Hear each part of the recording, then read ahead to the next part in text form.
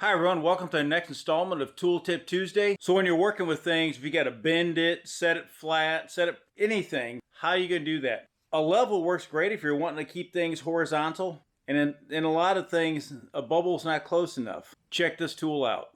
Now the one thing nice about these digital protractors is you can zero them at any angle. So no matter where this is at, you would just hit the zero button and it zeroes out wherever it's at.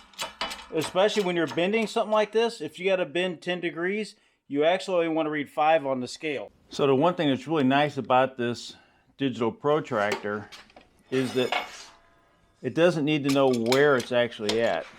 If I were to say that if I want to bend this another couple degrees, I could zero it here and then just go.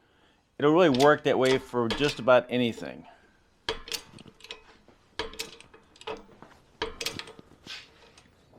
If I'm building something and I need it at a certain angle, you could easily zero it and then measure what your angle is from there. So it's not just for bending, it's for just about anything you want to build. So that's why you need digital protractor.